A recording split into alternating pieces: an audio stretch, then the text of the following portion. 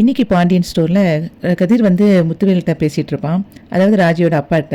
அப்போ அவங்க அப்பா கிட்ட சொல்லும்போது சொல்லுவான், யாருமே இல்லாத ஒரு ஆளாக வந்து நீங்கள் போகாதீங்க, சொன்னால் கேளுங்க, நான் உங்களுக்கு துணைக்கு வரேன் அப்படின்னு சொல்லி அவன் சொல்லுவான். நான் தனியாகவே போய்க்கிறேனே அப்படின்னு சொல்லிட்டு முத்துவேல் சொல்லுவான். அதுக்கு வந்து இவன் கதிர் சொல்லுவான், இல்லை நான் உங்க கூட கண்டிப்பாக வருவேன், நம்ம ரெண்டு பேரும் சேர்ந்து உடனடியாக போக முடியாது, ஆனால் நான் வந்து அந்த முக்கில் வந்து நிற்கிறேன் காரில், நீங்கள் காலையில் 8 மணிக்கு வந்துடுங்க அப்படின்னு சொல்லி சொல்லுவான். உடனே அதுக்கு முத்துவேல் சரின்னு சொல்லி சொல்லிடுவார். அதுக்கப்புறம் அதை வந்து ராஜ் வந்து ஃபோனில் கேட்டுட்ருப்பா. யார்கிட்ட பேசிகிட்டு இருக்க அப்படின்னு சொல்லி கதிர்கிட்ட கேட்கும்போது, இல்லை என்னோடய ஃப்ரெண்டு அப்படின்னு சொல்லி சொல்லுவான். அதுக்கப்புறம் இல்லை கஸ்டமரு அப்படிமா. ஃப்ரெண்டா கஸ்டமரா அப்படின்னு சொல்லி கேட்பா. இல்லை கஸ்டமர் தான், முத்துங்கிற ஒரு கஸ்டமரு, காலையிலேயே வந்து திருச்சிக்கு போக வேண்டியிருக்கு, அதனால் நான் வந்து காலையில் போகிறேன் அப்படின்னு சொல்லும்போது, நீ போறியா அப்படின்னு சொல்லி கேட்பா. ஆமாம் நான் தான் போகணுமா, அவங்களுக்கு நான் தான் வரணும்னு நினைக்கிறாங்க, அதனால் நான் கிளம்புறேன் அப்படின்னு சொல்லி சொல்லுவான். அப்படியா நீ போய் ஆகணுமா, உடனே ஆமாம் போகிறேன் அப்படின்னு சொல்லி சொல்லிகிட்டு இருப்பான் கதிர். அப்புறம் எனக்கு தலை வலிக்கிற மாதிரி இருக்குது, ஒரு காஃபி போட்டு தரியான்னு கேட்டோன்னே சரி அப்படின்னு சொல்லிட்டு ராஜ் காஃபி போட போயிடுவான். அதுக்கப்புறம் முத்துவேல்கிட்ட வந்து அங்கே வந்து அவன் ஒய்ஃப் வந்து கேட்பா, ஏங்க இப்படி ரூமுக்குள்ளேயே அடைஞ்சே கிடக்குறீங்க, யார்கிட்டையும் பேசவும் மாட்டேங்கிங்க அப்படின்னு சொல்லும்போது, ஏன் நான் நார்மலாக தான் இருக்கேன் அப்படின்னு சொல்லி சொல்லும்போது, இல்லை நீங்கள் நார்மலாலாம் இல்லை அப்படின்னு சொல்லிட்டு இருப்பா. அப்புறம் இப்போ என்ன உனக்கு நான் சாப்பிட வரணுமா, கூட சாப்பிட வரேன் இப்போ போ அப்படின்னு சொல்லிட்டு முத்துவேல் வந்து சாப்பிட உட்காந்துருவான். டைனிங் டேபிளில் வந்து சக்திவேலு அதுக்கப்புறம் குமார் 2 பேரும் சாப்பிட்டுட்டு இருப்பாங்க. முத்துவேல் வர்றதை பார்த்த உடனே இவ குமாரோட அம்மா சொல்லுவா, வாங்க மாமா சாப்பிடுங்க அப்படின்னு சொல்லிட்டு உட்கார வச்சு சாப்பாடை வைப்பா. சப்பாத்தி பண்ணியிருப்பாங்க. அப்போ ஒரே ஒரு சப்பாத்தி தான் எடுப்பான். உடனே அதுக்கு வந்து அவன் ஒய்ஃபு சொல்லுவா, இன்னொரு சப்பாத்தி எடுங்க அப்படின்னு சொல்லும்போது வேண்டாம் அப்படின்னு சொல்லிட்டு அவன் சாப்பாடு அப்படியே இதே எனக்கு சாப்பிட முடியலை அப்படின்னு சொல்லிட்டு பாதியிலே சாப்பிட்டுட்டு கையை கழுவிடுவான். அதை பார்த்த உடனே இவ ஷாக் ஆகி பாப்பா, சக்திவேலோட ஒய்ஃபும் முத்துவேலோட ஒய்ஃபும். உடனே அவன் எந்திரிச்சு போயிடுவான் முத்துவேலு. உடனே குமாரும் அவங்க அப்பாவும் சேர்ந்து எதுக்கு இப்படி பண்ணுறாரு அப்படின்னு சொல்லிட்டு அப்படி பார்த்துட்டே இருப்பாங்க. அதுக்கப்புறம் இங்கே மீனா வந்து மயில்கிட்ட பேசிகிட்டு இருப்பான். என்னக்கா மந்திரம் பண்ணீங்க, நீங்கள் வந்து உங்களை ரொம்ப பெருமையாக பேசிகிட்டு இருக்காங்க நந்தினி அக்கா அப்படின்னு சொல்லிட்டு சொல்லுவாள். அதுக்கப்புறம் அவங்க மாமியாருக்கும் உங்களை ரொம்ப பிடிச்சி போச்சு அப்படின்னு சொல்லும்போது, ஆமாம் அவங்களுக்காவது என்னை பிடிக்குதே அப்படின்னு சொல்லி சொல்லுவாள். ஏன்க்கா அப்படி சொல்கிறீங்க அப்படிங்கும்போது, வேலை விட்டு வரும்போது இன்றைக்கி அவங்கள பார்த்தேன் அப்படிங்கும்போது, யாரக்கா அப்படின்னு சொல்லிட்டு சரவணன் மாமாவாயா அப்படின்னு சொல்லி கேட்பான். ஆமாம் அவங்க மட்டும் நின்றுட்டு இருந்தா நான் பாட்டுக்கு போயிருப்பேன், ஆனால் கூட பழனிவேல் சித்தப்பாவும் இருந்தாங்களா, அதனால நான் வந்து போய் பேசினேன் அப்படின்னு சொல்லி சொல்லும்போது, உங்ககிட்ட ஒழுங்காக பேசினாங்களா அப்படின்னு சொல்லி மீனா கேட்பா. இல்லை இல்லை அவங்க வந்து அந்த அளவுக்குலாம் பேசலை, ஏன்னா அவங்களுக்கும் கோவம் நிறைய இருக்கும்ல அப்படின்னு சொல்லிட்டு இருக்கும்போது, அவங்க வந்து வருத்தத்தோடு தான் பேசினாங்க, அதனால் நான் பேசிட்டு கிளம்பி போயிட்டேன், அவங்க தான் என்னை வந்து ரொம்ப திட்டாரு அப்படின்னு சொல்லும்போது, என்னக்கா திட்டினாங்க அப்படின்னு சொல்லி கேட்பா மீனா. அதுக்கு வந்து அவள் சொல்லுவா, இல்லை நான் வீட்டில் இருக்கும்போது அவங்க கூட என்னெல்லாம் தப்பு பண்ணணும் அதெல்லாம் சொல்லி வருத்தப்பட்டு என்னை திட்டினாரு அப்படின்னு சொல்லிட்டு இருப்பா மயில்.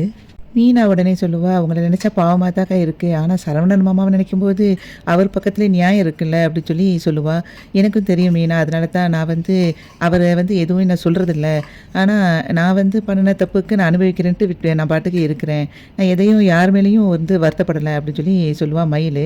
அந்த சமயத்தில் அங்கேருந்து செந்தில் வருவான். செந்தில் வந்த உடனே மீனா வந்து சொல்லுவாள், சரிக்கா நீங்கள் சாப்பிட்டீங்களா ஷியாமலா அக்கா அப்படின்னு சொல்லி கேட்பா. மயில் உடனே சொல்லுவோம், ஓ செந்தில் தம்பி பக்கத்தில் வந்துட்டாரா அப்படின்னு சொல்லி கேட்கும்போது, ஆமாம் ஷியாமலாக்கா அப்படின்னு சொல்லும்போது, சரி மீனா நீ வந்து வேலையை பாரு, நான் ஃபோனை வச்சுருந்தேன் அப்படின்னு சொல்லும்போது, சரி ஷியாமலாக்கா நம்ம நாளைக்கு பேசலாம் அப்படின்னு சொல்லிட்டு ஃபோனை கட் பண்ணிடுவா மீனா.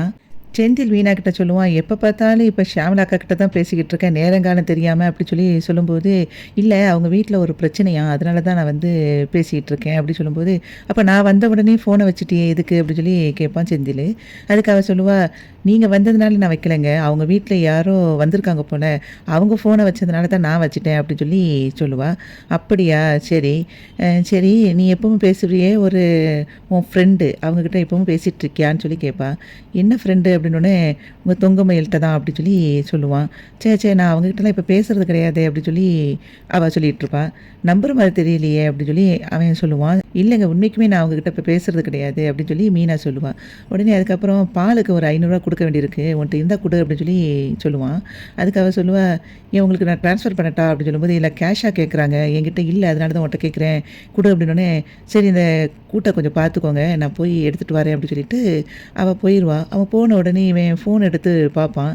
ஷியாமலா அக்கா கிட்ட தான் நான் பேசுகிறா, ஆனால் எனக்கு அவள் பேசுகிறதுல ஏதோ ஒரு டவுட்டாக இருக்கே அப்படின்னு சொல்லி அவன் யோசிச்சுட்டே அதுக்கப்புறம் ஃபோனை வச்சுருவான். பாண்டியன் வீட்ல ராஜி படிச்சிட்டுருப்பா. பாண்டியன் வந்து உட்காந்து பேப்பர் படிச்சிட்டுருப்பான். அது மாரி சரவணன் வந்து காஃபி குடிச்சிட்டுருப்பான். ராஜி சொல்லுவா, "ஏங்க கீரைய கடையட்டுமா? அல்லது பொரியல் பண்ணட்டுமா?" அப்படின்னு சொல்லி கேட்பா. "நீ உனக்கு என்னது ஈஸியோ அத பண்ணுடி" அப்படின்னு சொல்லி சொல்லும்போது, ஆமா. நானா ஏதாவது பண்ணேன்னா, நீங்க அத வந்து ஏத்துக்கிடுவீங்களாக்கும் அப்டி சொல்லி கோமதி சொன்ன உடனே, "அட பாருடா! இப்ப என்ன பழைய கதைக்கு நீ போற? எம்மாடி உன் பின்னாடி இனிமே என்னால நடப்பயணம் செய்ய முடியாதும்மா" அப்டின்னு சொல்லிட்டு பாண்டியன் வந்து சிரிச்சுருவான். உடனே அந்த சமயத்தில இவளும் சிரிப்பா, சரவணனும் சிரிச்சுருவான். அதுக்கடுத்தது அங்கேருந்து கதிர் நேரா போய் ராஜிகிட்ட சொல்லுவான், "ராஜி நான் வந்து இப்ப கிளம்புறேன் நேரம் ஆயிட்டு" அப்டி சொல்லும்போது, கோமதி சொல்வா, "எங்கடா போற?" அப்டின்னு சொல்லி கேட்பா. அதுக்கு "இல்லம்மா நானு கொஞ்சம் அர்ஜென்ட்டா திருச்சி வரைக்கும் போக வேண்டியிருக்கு. அதான் கிளம்புறேன்" அப்படின்னு சொல்லும்போது, அங்கேருந்து ராஜி சொல்லுவா, "எதுக்கு இப்பவே போற? 8 மணிக்கு தானே போகணும்னு சொன்ன" அப்படின்னு சொல்லும்போது, "இப்பயுமே போனா தான் காரெல்லாம் தொடச்சு வச்சுட்டு கிளம்புறதுக்கு கரெக்ட்டா இருக்கும்" அப்படின்னு அவன் சொல்லிக்கிட்டு இருப்பான். அப்போ பாண்டியன் வந்து சொல்லுவான், "நீ தான் காருக்கு ஓனர் ஆயிட்டியே, இப்ப எதுக்கு நீ டிரைவ் பண்ணிட்டு இருக்க? யாரையாவது ஒரு டிரைவர போட்டு அனுப்ப வேண்டியது தானே" அப்படின்னு சொல்லும்போது, "சில கஸ்டமருக்கு நான் தான்ப்பா போகணும்.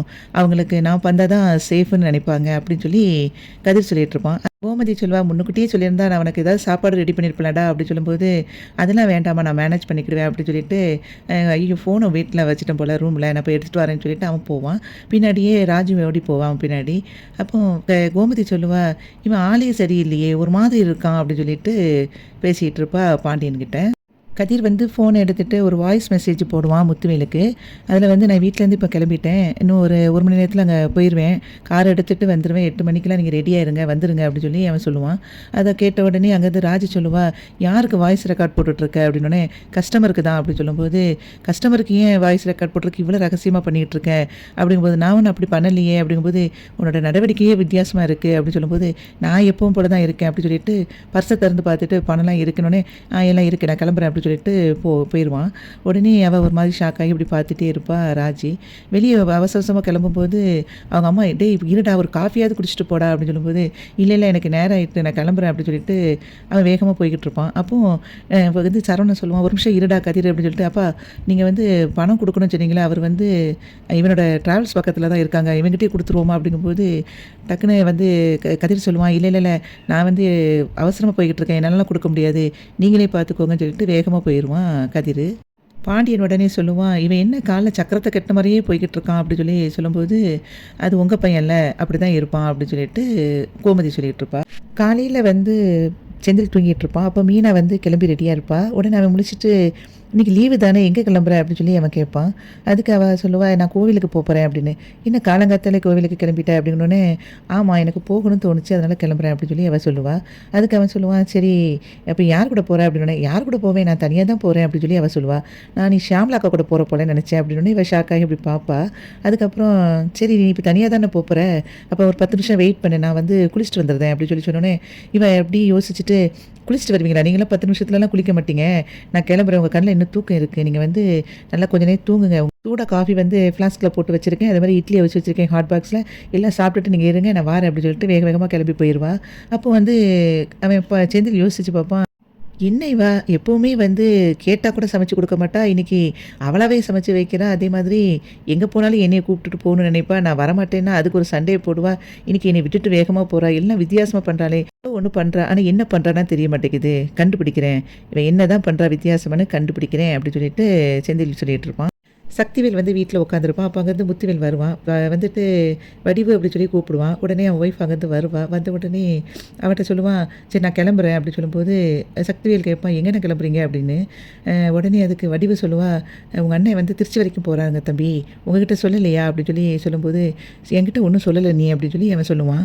உடனே சக்திவேல் வந்து கேட்பான் அவங்க அண்ணன்கிட்ட, "எங்கன கிளம்புறீங்க? எதுக்கு திருச்சிக்கு போறீங்க?" அப்படிங்கும்போது, "அதுவா அங்க வந்து ஒரு இடம் இருக்குதாம்.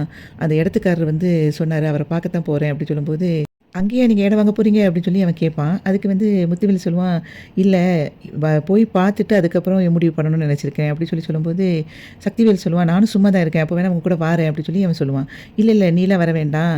நான் போய் இடத்த முதல்ல பார்த்துக்கிறேன். அதுக்கப்புறம் உன்னைய நான் கூப்பிடுறேன்" அப்படின்னு சொல்லிட்டு, "இப்ப நான் மட்டும் போயிட்டு வரேன்னு" சொல்லிட்டு கிளம்பிருவான். என்னடா இப்படி இப்படி கிளம்புறாரே அப்படின்னு சொல்லி எப்படி யோசிச்சுக்கிட்டே இருக்கும்போதே, அதுக்கப்புறம் அவன் கேட்பான், "உங்க கையில என்னென்ன ஒரு பை வச்சிருக்கீங்க?" அப்படின்னு சொல்லி கேட்பான். அப்போ அது வந்து வேற ஒண்ணும் இல்ல. சில டாக்குமெண்ட் இருக்கு. அதில சைன் போடணும் அப்படின்னு சொல்லிட்டு கிளம்புறேன்ட்டு அவன் முத்துவேல் வந்து கிளம்பி போயிருவான். வாசல்ல வந்து கதிர் நின்னுட்டுருப்பான். அப்போ முத்துவேல் வந்து கதிர அப்படியே பார்த்துட்டுருப்பான். கதிரும் முத்துவேல் அப்படி பார்த்துட்ருப்பாங்க. 2 பேரும் இப்படி பார்த்துட்டே இருக்கும்போதே சக்திவேல் அங்கேருந்து வந்துருவான். சக்திவேல பார்த்த உடனே கதிர் கிளம்பி போயிருவான். அதுக்கப்புறம் வந்து முத்துவேல்ட்ட சொல்லுவான் சக்திவேலு, "எதுக்குண்ணே இவன் வந்து இப்படி உன்னையவே பார்த்துக்கிட்டே இருக்கான்?" அப்படி சொல்லும்போது, "அவன் எதுக்கு பார்க்குறான்னு எனக்கு என்ன தெரியும்? நான் நான் கிளம்புறேன்" அப்படி சொல்லிட்டு கிளம்ப போகும்போது, "கார்ல தானே கிளம்புறீங்க?" அப்படி சொல்லி கேட்பான் சக்திவேலு. அதுக்கு, "இல்ல, இல்ல அந்த இடத்துக்காரர் வந்து அங்க நிக்கிறாரு. நான் அவர் கூட தான் போப்போறேன்" அப்படிங்கும்போது, "சரி நானும் வாரேனே" அப்படிங்கும்போது, "இல்ல, இல்ல அவர் கார் கொண்டு வந்திருக்காரு. நானே போய்க்கிறேன். எனக்கு வந்து கார் அவ்வளோ தூரம் ஓட்ட முடியாது" அப்படின்னு சொல்லிட்டு முத்துவேல் வந்து கிளம்பி போயிருவான். அப்போ சக்திவேல் வந்து யோசிப்பான், "அண்ணன் எதுக்கு வித்தியாசமா பண்ணுதுன்னு தெரியலையே! அவரு மருமகன் கூட சேர்ந்தும் பிளான் பண்றானோ என்னன்னு தெரியலையே!" அப்படின்னு சொல்லிட்டு, "ச்சே! ச்சே! அண்ணன் வந்து அவங்ககிட்ட பேச மாட்டான்" அப்படின்னு சொல்லி யோசிப்பான். அதுக்கப்புறம் அண்ணன நம்பவும் முடியாது. ஆனா என்ன நடக்குன்னு கண்டிப்பா கண்டுபிடிக்கணும் அப்படின்னு சொல்லிட்டு மட்டும் யோசிச்சுக்கிட்டு இருப்பான் சக்திவேலு. மீனா நேரா கோவிலுக்கு போவா. அங்க வந்து மயில் வெயிட் பண்ணிட்டு இருப்பா. அத பார்த்த உடனே, "அக்கா ரொம்ப நேரம் ஆச்சா?" அப்படின்னு சொல்லி கேட்பா. "இல்ல மீனா, ரொம்ப நேரம்லாம் ஆகல. வா உள்ள போலாம்" அப்படின்னு சொல்லிட்டு 2 பேரும் உள்ள போவாங்க. உள்ள போன உடனே அவ சொல்லுவா, "எப்பவுமே நான் தான் உன்னைய பார்க்கணும்னு சொல்லுவேன். ஆனா இன்னைக்கு நீ என்ன பார்க்கணும்னு சொல்லியிருக்கியே" அப்படின்னு சொல்லும்போது, "இல்லம்மா சும்மா உங்கள பார்த்து பேசணும்னு நெனச்சேன். நேத்து ஒழுங்கா பேசலைலக்கா. அதுக்காக தான் உங்கள பார்க்கலாம், பேசலாம் அப்படின்னு நெனச்சேன்" அப்படின்னு சொல்லிட்டு மீனா கோயிலுக்குள்ள வச்சு பேசிட்டு இருப்பா. அப்போ சொல்லுவா, "அக்கா எப்படி இருக்கீங்க? மாத்திரையெல்லாம் ஒழுங்கா போடுறீங்களா?" அப்படின்னு சொல்லி சொல்லும்போது, "நான் மாத்திரையெல்லாம் இப்ப எல்லாம் சாப்பிடுறேன். நேத்து கூட ஒரு மருந்து லேட்டு. ஆனா நான் என்னோட காசுலயே நேத்து திரும்ப வாங்கிட்டேன் தெரியுமா?" அப்படி சொல்லும்போது, அ நம்ம காசுலயே வாங்குறது ஒரு சந்தோஷம் தான். என்ன மீனா அப்படி சொல்லி சொல்லுவா. அதே மாதிரி அடுத்த மாசம் செக்கப்புக்கு கூட காசு எடுத்து வச்சுட்டேன் மீனா அப்படி சொல்லி மயில் சொல்லிட்டு இருப்பா. "ரொம்ப சந்தோஷமா இருக்குக்கா" அப்படின்னு சொல்லி சொல்லுவா. "நீங்க சொல்றது கரெக்ட் தான். நம்ம காசுக்கு நம்ம கையில எப்பவுமே இருக்கணும். அதனால பொம்பளைங்க வந்து கண்டிப்பா வேலைக்கு போகணும்" அப்படிங்கிற மாதிரி மீனா சொல்லுவா. உடனே அதுக்கு மயில் சொல்லுவா, "நான் இத முன்னாடியே செஞ்சிருக்கணும். என்ன மீனா?" அப்படி சொல்லி சொல்லுவா. மீனா வந்து மயில்கிட்ட சொல்லுவா, "அக்கா நீங்க வந்து மாமா சொன்னத நினைச்சு ரொம்ப வருத்தப்பட்டீங்களா?" அப்படி சொல்லி கேட்பா. "அப்படிலாம் இல்ல மீனா" அப்படின்னு சொல்லி சொல்லுவா மயிலு. உடனே அதுக்கு மீனா சொல்லுவா, "மாமா சொன்னதும் கரெக்ட் தானக்கா. மாமா சொன்னதுல எந்த தப்பும் இல்ல" அப்படின்னு சொல்லி சொல்லும்போது, "கரெக்ட் தான் மீனா. நானும் அப்படிதான் நினைச்சேன். நான் இப்ப யார் மேலயுமே கோவப்படுறது கிடையாது. ஏன்னா எனக்கு என் மேல தான் எனக்கு எல்லாமே வருத்தம். நான் இப்படி இருந்திருக்கிறேனே அப்படின்ட்டு. அதனால யாரையுமே நான் வந்து ஒரு கோவமே பட மாட்டேன். என் மனசுல வந்து இப்ப என்ன தோணுச்சுன்னா, யாரையும் காயப்படுத்தாம நம்ம நம்ம வாழ்க்கைய வாழணும் அப்படிங்கிற எண்ணம் மட்டும் தான் இருக்கு மீனா எனக்கு" அப்படின்னு சொல்லிட்டு திரும்ப சொல்லுவா, "உங்க மாமா நேத்து கூட என்னைய பார்த்துட்டு சொன்னாரு, நான் வந்து ரொம்ப சந்தோஷமா இருக்கேன்" அப்படின்னு சொல்லி ஜாலியா இருக்கேன்னு சொல்றாரு. என்னைய பார்த்தா அப்படியா தெரியுது மீனா? அப்படின்னு சொல்லி கேட்பா மயிலு. அப்போ மயில பார்த்து சொல்லுவா மீனா, "ஆமாக்கா உங்கள பார்க்கும்போது அப்படிதான் தெரியுது" அப்படின்னு. "அப்படியா தெரியுது? ஏன்?" அப்படின்னு சொல்லும்போது, "ஒருவேளை நான் பிரெக்னன்ட்டா இருக்கனால அந்த அந்த பூரிப்பு என் முகத்துல தெரியுது போல" அப்படின்னு சொல்லும்போது, மீனா சொல்லுவா, "அதையும் தாண்டி வேற ஒரு பூரிப்பு தெரியுதுக்கா உங்க முகத்துல" அப்படின்னு சொல்லி பேசிட்டு இருப்பாங்க. அப்ப 2 பேரும் அப்படியே பேசிக்கிட்டே இருக்கும்போதே, அங்கேருந்து செந்தில் வருவான். செந்தில் வந்து ஆட்டோல இறங்கிட்டு கோயிலுக்குள்ள வந்து அப்படியே மீனா இருக்காளான்னு தேடி பார்த்துட்டு இருப்பான். மீனா மட்டும் அப்ப தெரியவா. உடனே இவ யார்கிட்ட பேசிட்டு இருக்கா அப்படின்னு சொல்லிட்டு எட்டி எட்டி பார்க்கும்போது, அங்க பார்த்தா மயிலு இருப்பா. உடனே இவன் ஷாக் ஆகி அவனுக்கு பயங்கர கோவம் வந்துரும். மயிலு வந்து மீனா கிட்ட சொல்லுவா, சரி மீனா நான் நீ கூப்பிட்ட உடனே வேகமா வந்துட்டேன். இன்னும் வேலைக்கெல்லாம் போகணும். டைம் ஆகுது" அப்படின்னு சொல்லும்போது, "ஆமாக்கா நானும் பார்க்கல. மணியவே பார்க்கல. வாட்ச் வேற கட்டல. நம்ம கிளம்புவோமா?" அப்படின்னு சொல்லிட்டு 2 பேரும் கிளம்புவாங்க. 2 பேரும் வாசல் வரைக்கும் கிளம்பி போய்க்கிட்டு இருப்பாங்க. அந்த சமயத்தில இவன் ஒளிஞ்சு இருந்துட்டு, அதுக்கப்புறம் மயில் போன பிறகு மீனா அப்படின்னு சொல்லிட்டு கூப்பிடுவான். இவன் உடனே ஷாக் ஆகி செந்தில பார்ப்பா. உடனே கேட்பான், "இது எவ்வளோ நேரம் நடந்துகிட்டு இருக்கு? என்னைய இதுக்கு தான் வந்து வீட்ல இருந்துட்டு நீ அங்க தூங்குங்க. அத வச்சிருக்கேன், இத வச்சிருக்கேன், சாப்பிடுங்க" அப்படின்னு சொல்லிட்டு இருந்தியா? உன்னைய ஜெயில்ல மட்டும் தான் வைக்கல. மத்தபடி அவங்க எல்லா வேலையும் பண்ணாங்க. நகை விஷயத்துல கூட உன்னைய வந்து அவங்க நீ பொய் சொல்லிட்டேன்னு சொல்லி கம்ப்ளைண்ட் பண்ணாங்க. ஞாபகம் இருக்கா உனக்கு? வீட்ல எல்லாரையும் வந்து ஜெயில்ல தூக்கி போட்டவங்க கூட நீ வந்து உறவாடிக்கிட்டு இருக்கியா? எதுக்காக இப்படி பண்ணிக்கிட்டு இருக்க மீனா? அப்படின்னு சொல்லி கத்திக்கிட்டு இருக்கும்போது, "ஏங்க கோயில்ல எல்லாரும் பார்க்குறாங்க. கத்தாதீங்கன்னு" சொல்லும்போது, "எதுக்கு? நான் உன்ட்ட பேச தான் செய்வேன்." அப்படிங்கும்போது இவ ஆட்டோவ புக் பண்ணி, "வாங்க வீட்டுக்கு போவோம். வீட்ல போய் பேசிக்கலாம்" அப்படின்னு சொல்லிட்டு கூட்டிட்டு போயிருவா. அப்புறம் கார்ல வந்து முத்துவேலும் கதிரும் போய்க்கிட்டு இருப்பாங்க. அப்போ கதிர் வந்து முத்துவேல்ட்ட சொல்லுவான், "பாட்டு சவுண்டு உங்களுக்கு பிடிக்கலைன்னா பாட்ட வேணா நான் ஆஃப் பண்ணிறட்டுமா?" அப்படின்னு சொல்லுவான். "அதெல்லாம் வேண்டாம். ஒண்ணும் பிரச்சனை இல்ல" அப்படின்னு சொல்லி சொல்லுவாரு. அதுக்கப்புறம் "தண்ணி பாட்டில் அங்க இருக்கு. உங்களுக்கு தண்ணி வேணா குடிச்சுக்கோங்க" அப்படின்னு சொல்லி அவன் சொல்லிட்டு, "நீங்க காலையில சாப்பிட்டீங்களா?" அப்படின்னு சொல்லி கேட்பான் முத்துவேல் கிட்ட கதிரு. அதுக்கு அவன் வந்து, "இல்ல சாப்பிடல" அப்படின்னு சொல்லும்போது, நானும் சாப்பிடல. நம்ம எங்கேயாவது சாப்பிட்டுட்டு போவோமா?" அப்படிங்கும்போது, "இல்ல எனக்கு வேண்டாம்" அப்படின்னு சொல்லி சொல்லிருவாரு. "அட்லீஸ்ட் ஒரு காஃபியாவது குடிப்போமா?" அப்படின்னு சொல்லும்போதும், "இல்ல எனக்கு வேண்டாம்" அப்படின்னு சொல்லி சொன்ன உடனே, "சரி தண்ணியாவது குடிங்க" அப்படின்னு சொல்லும்போது, அவன் தண்ணி எடுத்து குடிப்பான். அதுக்கப்புறம் அந்த சமயத்தில கதிருக்கு வந்து அவன் ஃப்ரெண்ட் அங்கேருந்து ட்ராவல்ஸ்ல கால் பண்ணுவான். ட்ராவல்ஸ்லேருந்து கால் பண்ணும்போது அவன் சொல்லுவான், கதிரு இங்க வந்து உன்னோட வண்டி வந்து சர்வீஸ் விடுறதுக்காக உன்ன ஏதோ ஒரு டவுட் கேட்குறாங்க" அப்படி இப்படின்னு ஏதோ ஒண்ணு கேட்டுட்டு இருக்கும்போது, அவன் சொல்லுவான், "ஏன்டா எனக்கு ஈவினிங் வரைக்கும் என்கிட்ட ஒரு கால் பண்ணாத. நீயே எல்லாமே ஹேண்டில் பண்ணு. என்னைய டிஸ்டர்ப் பண்ணாத சரியா அப்படின்னு சொல்லிட்டு ஃபோனை வச்சுருவான். அப்போ வந்து முத்துவேல் சொல்லுவான், எதுக்காக இப்படி பிஸ்னஸை விட்டுட்டு இப்படி என் கூட வாரீங்க? நானே பார்த்துருப்பேன்ல அப்படிங்கும்போது, எனக்கு பிஸ்னஸை விட இப்போ நீங்கள் தான் முக்கியம் அப்படின்னு சொல்லி சொன்ன உடனே அவன் அப்படியே ஒரு மாதிரி பார்த்துட்ருப்பான் முத்துவேலு.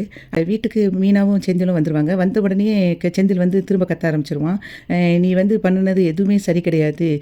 எங்கள் அப்பாவும் எங்கள் அம்மா எல்லாருக்குமே இந்த மாதிரி தெரிஞ்சிச்சுன்னா கஷ்டப்படுவாங்க. எங்கள் வீட்டில் உள்ளவங்களை கஷ்டப்படுத்திட்டு நீ சந்தோஷமாக ஜாலியாக இருக்கியா? உனக்கு எதுக்கு அவங்க கூட வந்து இந்த பேச்சு அப்படின்னு சொல்லிட்டு பயங்கரமாக திட்டிக்கிட்டே இருப்பான். அப்போ அவள் சொல்லுவா, எங்க நான் காரணத்தை சொல்கிறேன் கேளுங்க அப்படிங்கும்போது இவன் கேட்காம திட்டிக்கிட்டே இருக்கும்போது, இனி நீங்கள் பேசவே விட மாட்டேங்கிங்க, நான் எதுக்காக பண்ணினேங்கிறதையும் நீ சொல்ல விட மாட்டேங்கிங்க அப்படின்னு சொல்லும்போது, நீ இப்போ புதுசாக இப்போ போய் பேச ஆரம்பிச்சிட்ட. ஷியாமலாக்கா கிட்ட பேசுகிறேன், அவங்ககிட்ட பேசுகிறேன்னு சொல்லிட்டு மயிலுக்கிட்ட அவங்ககிட்ட தான் பேசிகிட்டே இருந்திருக்க. அதனால் இனிமேல் வந்து உன்னை நான் நம்புறதாவே இல்லை. இனிமேல் நீ எப்போல்லாம் போய் சொல்லுவேங்கிறது எனக்கு தெரியவே இல்லை. முதல்ல இந்த வீட்டை விட்டு நீ கிளம்பு அப்படின்னு சொல்லி அவன் சொல்லுவான். நான் எதுக்குங்க வீட்டை விட்டு கிளம்பணும் அப்படின்னு சொல்லி சொல்லும்போது, இனிமேல் உன் கூட எனக்கு வாழ இஷ்டமே கிடையாது. அதனால் நீ இந்த ஒரு நிமிஷம் கூட இந்த வீட்டை விட்டு இருக்கக்கூடாது. அப்போ நான் எங்கே போகணும் அப்படின்னு சொல்லி அவள் கேட்பா. அதுக்கு வந்து உங்கள் அம்மா வீட்டுக்கு போ அல்லது எங்கேயாவது போ அப்படின்னு சொல்லும்போது, உங்களுக்கு ஒன்று தெரியுமா, இந்த குவார்ட்டர்ஸ் வந்து எனக்காக கொடுத்தது, உங்களுக்காக கொடுக்கல. இனி எதுக்கு போக சொல்கிறீங்கன்னு, ஓ இது வந்து உன்னோட வீடோ அப்படின்னு சொல்லி சொல்லும்போது, நீங்கள் பேசுனதுனால தான் நான் வந்து இப்போது இந்த மாதிரி பேசுகிறேன். இதுக்கு முன்னுக்கூட்டி நீங்கள் இந்த பிரச்சனை சொல்லுறதுக்கு முன்னாடி வரைக்கும் இது நம்ம வீடாக தான் இருந்துச்சு. ஆனால் நீங்கள் இப்போ என்னைய போங்கன்னு சொல்லும்போது நான் இது வந்து என் வீடு தான் சொல்ல வேண்டியிருக்கு. அந்த மாதிரி சூழ்நிலையை வந்து நீங்கள் உருவாக்கிட்டீங்க அப்படின்னு சொல்லிட்டு மீனா சொல்லிகிட்டு இருப்பாள். செந்தில் சொல்லுவான், என்னைய வீட்டை விட்டு வெளியே போக சொல்லிட்டீங்களா அப்படி சொல்லும்போது, நானாக உங்களை வந்து வீட்டை விட்டு வெளியே போக சொல்லலை. நீங்கள் வந்து ஒரு விஷயத்த சொல்கிறீங்க, அதுக்கு நான் விளக்கம் கொடுக்குறேன், அதை கேட்குற தைரியம் உங்களுக்கு இல்லை. அதை விட்டுட்டு நீங்கள் என்னை வெளியே போக சொன்னீங்க. ஆனால் இப்போ வந்து நான் போக சொன்னேன்னு சொல்லிட்டு இருக்கீங்க அப்படிங்கும்போது, அதுக்கு வந்து அவன் சொல்லுவான், என்னைய வெளியே போக சொல்லிட்டில்ல, உனக்கு இருக்குது, நான் பார்த்துக்கிறேன் அப்படின்னு சொல்லிட்டு அந்த சேரை வந்து வேகமாக வீசிட்டு அவன் வீட்டை விட்டு போயிடுவான். அதுக்கப்புறம் நேராக அங்கே அவங்க அம்மா வீட்டுக்கு போவான், பாண்டியன் வீட்டுக்கு. பாண்டியன் வீட்டில் பாண்டியன், கோமதி 2 பேரும் சேரில் உட்காந்துருப்பாங்க. அரிசி டைனிங் டேபிளில் உட்காந்துருப்பா. அப்போது அவங்க அரிசியோட அம்மாச்சி வந்து கீழே உட்காந்துட்ருப்பாங்க. அப்போது இவன் கேட்பான், பாண்டியன், ஏன் அத்தை நீங்கள் வந்து கீழே உட்காந்துருக்கீங்க, வந்து சேரில் உட்காரலாம்ல அப்படிங்கும்போது, இல்லை மாப்பிள்ளை எனக்கு இதுதான் வசதியாக இருக்குது அப்படின்னு சொல்லிட்டு இருக்கும்போதே கோமதி வந்து, இந்தாங்க 20,000, இதில் மொத்தம் 20,000 இருக்குது, ஏண்டி அரசி இதையும் எழுதிக்கோ கணக்கில் அப்படின்னு சொல்லிட்டு இருப்பான். அந்த சமயத்தில் அங்கேருந்து இங்கே செந்தில் வருவான். செந்தில் வந்த உடனே அப்படியே அமைதியாக நின்றுட்டு இருப்பான். அப்போது வா செந்தில் அப்படின்னு சொல்லிட்டு கோமதி கூப்பிடுவா. அதுக்கும் பதில் கொடுக்க மாட்டான். அரசி வந்துட்டு அண்ணே வாண்ணே அப்படின்னு சொல்லும்போது அதுக்கும் பதில் கொடுக்க மாட்டான்.